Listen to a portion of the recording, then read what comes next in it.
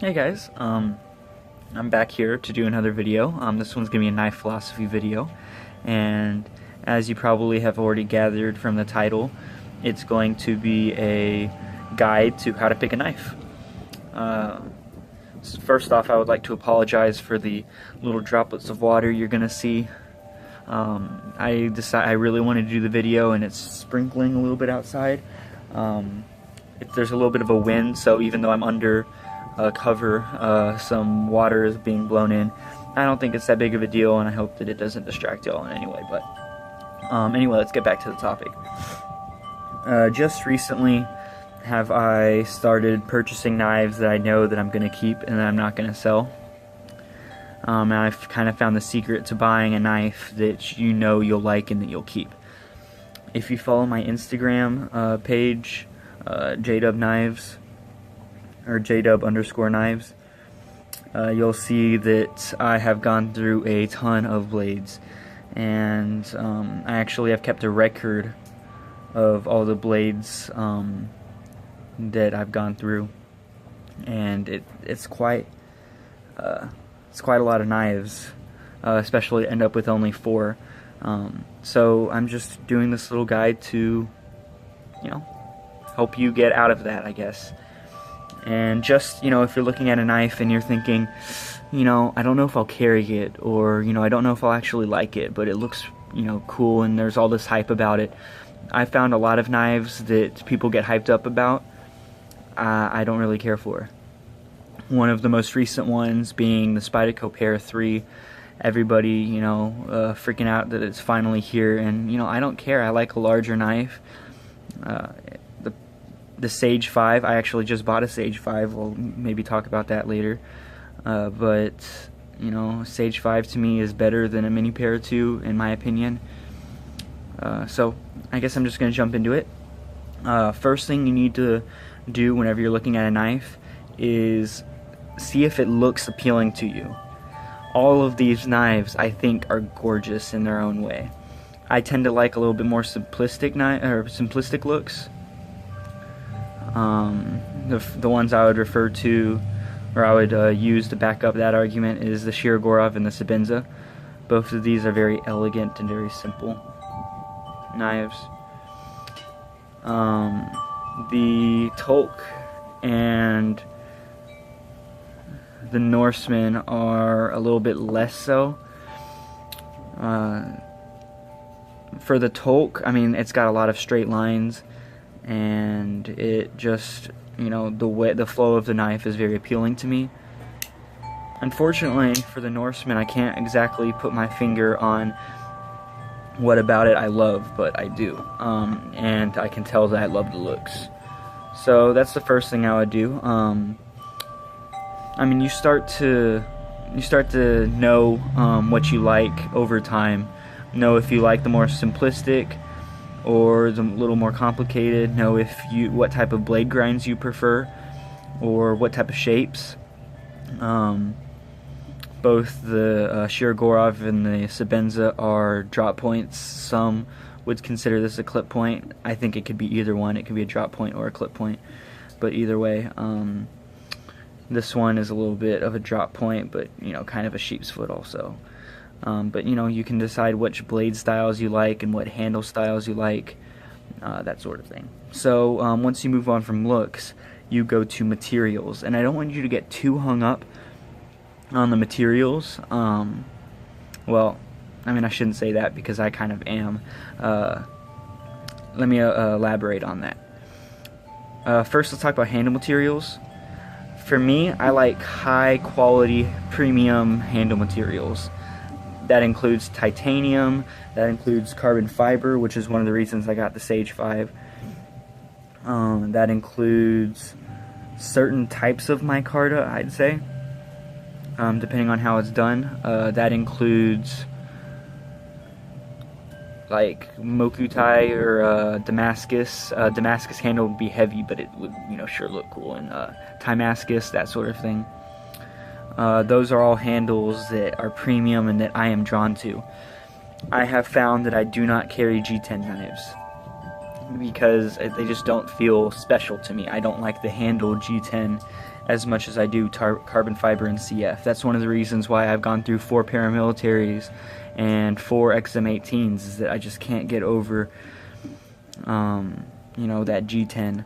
The XM18 I was less bothered by because it had titanium on the other side, but that was definitely a problem for the paramilitary 2 for me, and that's why if I ever get another paramilitary 2, it would have to be in either titanium, like those Flytanium scales, or in carbon fiber scales. So that's just an example of preferences. Yours may be completely different, yours may be the opposite. The next part of materials I want to talk about is blade steel. This is one that I was originally you know, super anal about, but I've kind of gotten more lax as I've gotten more experience with knives. I used to be like, I would only get a knife if it was in M390, or if it was in CTS XHP or S35, or, you know, one of those steels that I really, really liked. And now, I mean, I'm not going to say I don't have favorites, because I do. CTS XHP is my favorite. Then probably the M390, 20CV, and 20CP, or, you know, whatever that steel was. You know, those variants of M390. Those are my favorite steels. But I don't not get a knife just because it's in that steel. One of the steels that I dislike the most is S30V. But S30V is still considered by most people a high-end steel. And I will say, the way Shirogorov heat treats it, I have no problems with it. It doesn't chip or anything. It takes a fairly keen edge, nothing, you know, too amazing. Which, by the way, I'm thinking about doing a video on what I believe the perfect edge is, a balance between sharpness and durability, and how I define sharpness, that sort of thing. Anyway, that may be to come. But as I was saying, S30V is still better than like 8CR13 or AUS8, and maybe 154cm. It really depends, but you know, it's still a decent quality steel, and it's something that I know I am not gonna, like, you know, freak out about whenever I'm using it. And the way like I said, the way Shirogorov has it, it doesn't chip out and stuff. This is one of the reasons a lot of people don't get Sebenzas, or at least the early model Sebenzas, because of the heat treat and how it is prone to chipping. I actually do have a chip in this one, a very small one, and you can barely feel it. You won't be able to see it. But that's why I just put a micro bevel on it. That's why a lot of people can't get into the CRKs. Because of that heat treat, and because they constantly find themselves having to resharpen it. So again, that's all relative to you. Another thing that determines whether I buy a knife or not is the locking system. I prefer frame locks. I like axis locks. I like compression locks, and I like liner locks, and those are really the only locks you know, I look at. I prefer frame locks though, and then next would probably be compression or axis, just because they're so fun to play with. I don't really care for a lot of the newer innovated locks. It's one of the reasons I couldn't get the tie spine or whatever that Chris Reeve is. I just couldn't, you know, deal with the lock, and I don't really like liner locks as much. That's why you don't see any liner locks. That's one of the reasons I sold my Sage 1. I just prefer frame locks and maybe some sort of axis lock. But again, that's going to be different for you and for your individual tastes. You may hate frame locks, and you may love, you know, liner locks, or you may love or Benchmade axis locks, and you can't have any other lock, or that ball bearing lock that Spyderco has. You know, I don't know. I'm not you, but that's something that I look at whenever I get a knife. The locking system matters. Once you're done with that, then I move to performance. Will this knife, in this case, since it is a knife, will it cut? will it, like for a hinderer, I didn't want it to cut super well. That most people that buy hinderers want them because they're robust, and so will it hold up in that case? Will you be able to, you know, totally wail on it and it be relatively fine and not chip and whatever? In my case, I prefer my knives to be sharpened once, to be able to cut very well, very nice clean cuts, and to be able to hold that edge for at least a year without needing to be resharpened. So far, all of these knives have been able to do that. All of these knives are very well. I haven't even sharpened the Grimsmo yet. I do plan to, trust me. But it already still cuts really well, and I can tell the steel is hard, and from what I read, it's really hard. And this one, I mean, it's still hair-popping sharp. This one, the chip, I think I know what that was from. I think I was cutting into something and I kind of twisted, and that caused the chip to go in, and it's not a big deal. It doesn't, there you go, you can see it. That doesn't limit its cutting performance. I forgot to put a micro bevel actually whenever I was sharpening it, so that's probably also what happened. Because it was raining then too, and I was trying to, you know, get it sharpened and done before it started pouring again. Because I was sharpening outside, because I don't like pulling all the sharpening stuff out of my room anymore. It just really clogs it up and stuff. Anyway, back to the topic at hand. So for you, this in this category, performance, is also when you want to look at blade grinds. I really like full flat grind, and I like high grinds. You can see this one's a high hollow grind. This one right here is a high flat grind. I prefer those type of grinds because it gives the edge more time to, you know, more time to execute. This one is still pretty thin, even though it's not super high, but it's higher than a lot. And so that's also another main point. Functionally, how is it going to work functionally for what you want? I only have 2 more points left. One of them is just your pet peeves.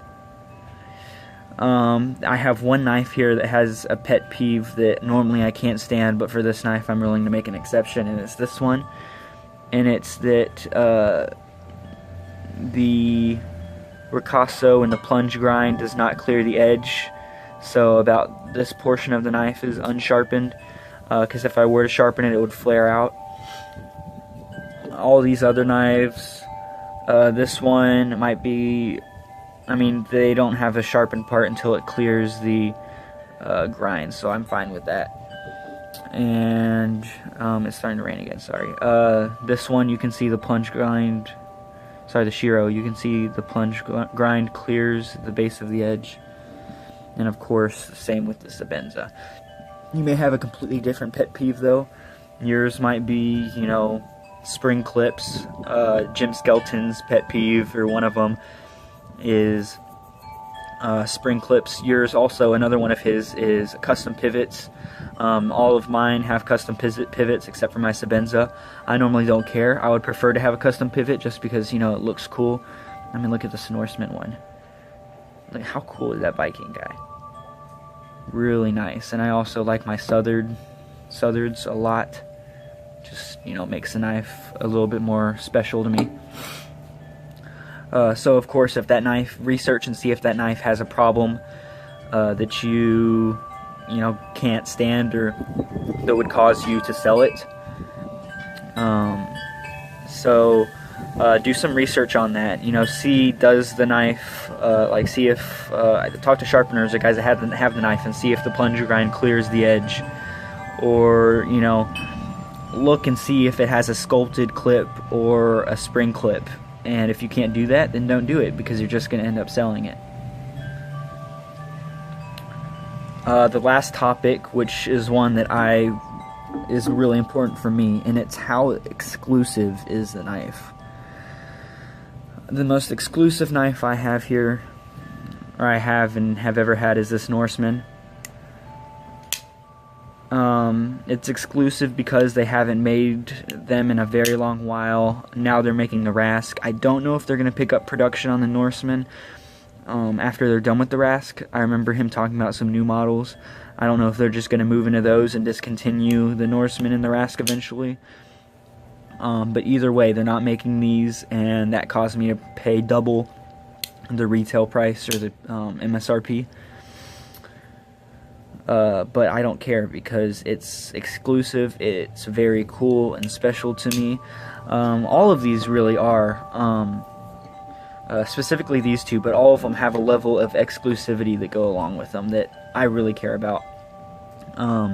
The Stage 5 doesn't so much, but it hits all the other points on my list so well. I mean, it's got the CF, it's got the Great Blade Grind, it's got S30V, it's okay, but I know that the edge is going to be really good on it. It's got a compression lock. I like compression locks. They're really fun to play with. It's got a wire clip. I like the wire clip because sometimes I carry knives where I shouldn't, and the wire clip is really low profile and stuff, so it hits all of those other points so well that I don't really care that it's exclusive. But yeah, that's definitely enough to put it on my list for my guide. I'm gonna throw all the points in the comments, just, you know, as an outline, I guess. I encourage discussion in the comments. If you disagree, if you have anything to add that maybe I have missed, but I think that this was pretty exhaustive. I would just go back and say for looks, it's not only just the design, but artsy stuff done, maybe custom pivot, engraved logos, you know, nice stuff done to the handle, nice milling, that sort of thing. But other than that, I think I was pretty exhaustive, and I think I'm gonna wrap this video up.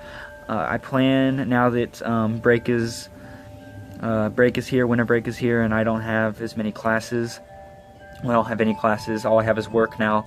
I'll be doing more videos. Like I said, I'm planning on doing one talking about sharpness of a knife.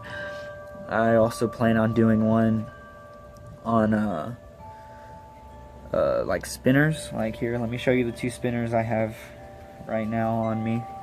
Well, these are my only two spinners. I plan on buying more. I have my eye on a couple.